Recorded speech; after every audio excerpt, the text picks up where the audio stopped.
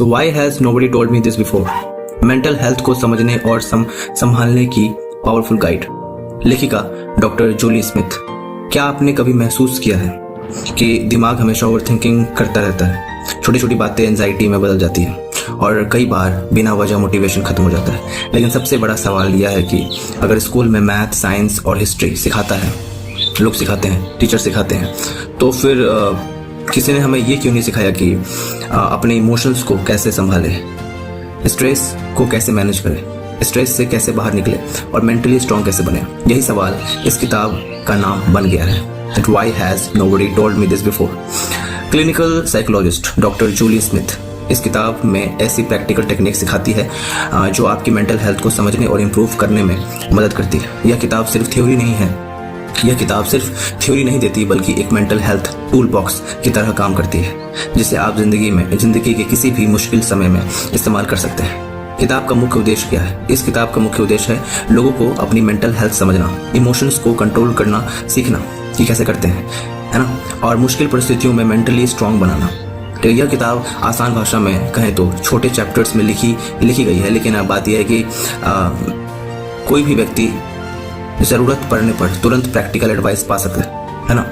मतलब कि यह किताब आसान भाषा और छोटे चैप्टर्स में लिखी गई है ताकि कोई भी व्यक्ति जरूरत पड़ने पर तुरंत प्रैक्टिकल एडवाइस पा सके। राइट। फर्स्ट पॉइंट है एंजाइटी को समझना और संभालना। बहुत लोग एंजाइटी को कमजोरी समझते हैं, लेकिन डॉक्टर जूली स्मिथ कहती है कि एंजाइटी हमारे दिमाग का प्रोटेक्शन सिस्टम है। समस्या एंजाइटी नहीं, समस्या उसका गलत तरीके से हैंडल होना होता है। सीख क्या है यहाँ पे कि हर थॉट सच नहीं होता। ओवरथिंकिंग फ्यूचर को प्रिडिक्ट नहीं कर सकता। राइट। ब्रीथिंग टेक्निक्स एंजाइटी को काम कर सकती है ना, कम कर सकती है। ओके, हम इनसे ब्रीथिंग टेक्निक्स एंजाइटी को काम कर सकती है, मतलब शांत कर सकती है। जो ब्रीथिंग टेक्निक होता है वो हमारे एंजाइटी को शांत कर सकती है। जब हम अपने थॉट्स को ऑब्जर्व करना शुरू कर देते हैं और अपने थॉट्स को ऑब्जर्व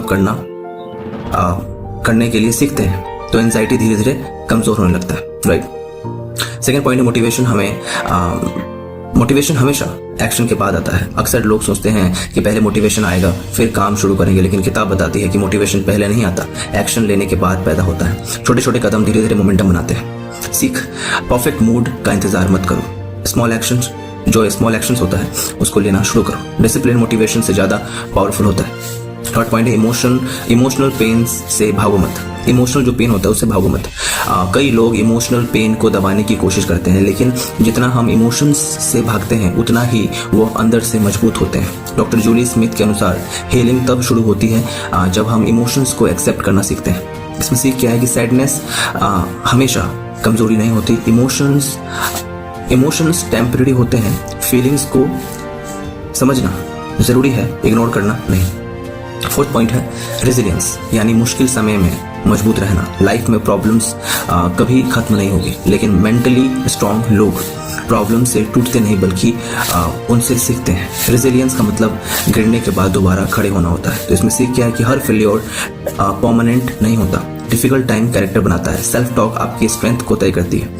फिफ्थ पॉइंट है सेल्फ केयर सिर्फ आराम नहीं है। सेल्फ केयर सिर्फ आराम नहीं है। जो सेल्फ केयर कहते हैं लोग, ये सिर्फ आराम नहीं है। आजकल लोग सेल्फ केयर को सिर्फ एंटरटेनमेंट समझते हैं, लेकिन किताब के अनुसार सेल्फ केयर, जो रियल सेल्फ केयर का मतलब होता है, वो है जो आपके फ्यूचर को बेहतर बनाए, जैसे कि healthy routine, proper sleep, boundaries बनाना, टॉक्सिक हैबिट्स को छोड़ना। राइट। सो टेम्परेरी जो कंफर्ट है हमेशा लॉन्ग टर्म हैप्पीनेस नहीं देता। छोटे चैप्टर्स बड़ी सीख। इस किताब की सबसे खास बात यह है कि इसके चैप्टर्स छोटे और प्रैक्टिकल है। आप पूरी किताब एक साथ पढ़े बिना भी किसी स्पेसिफिक प्रॉब्लम का सॉल्यूशन ढूंढ सकते हैं। इसलिए यह किताब एक गाइड की तरह काम करती है, जिसे जरूरत पड़ने पर बार बार पढ़ा जा सके। इस किताब से मिलने वाली सबसे बड़ी सीख, मेंटल हेल्थ कोई लग्जरी नहीं है, यह जिंदगी की सबसे जरूरत स्किल है। यह जिंदगी की सबसे जरूरी स्किल है। जब आप अपने माइंड को समझाना सीख जाते हैं, है ना, जब अपने माइंड को आप समझाना सीख जाते हैं तो स्ट्रेस, फियर और नेगेटिविटी पर कंट्रोल करना भी आसान हो जाता है।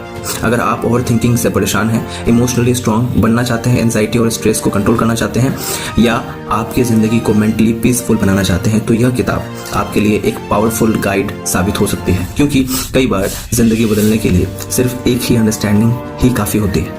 आपके माइंड को समझो, आप अपने माइंड को समझो, क्योंकि सबसे बड़ी लड़ाई बाहर नहीं अंदर होती है ना। आप अपने माइंड को समझो, क्योंकि सबसे बड़ी लड़ाई बाहर नहीं अंदर चल रही होती है। तो ये जो किताब है why has nobody told me this before by doctor Julie Smith, ये किताब मेंटल हेल्थ को समझने और संभालने की सबसे बड़ी पावरफुल गाइड है, राइट। सो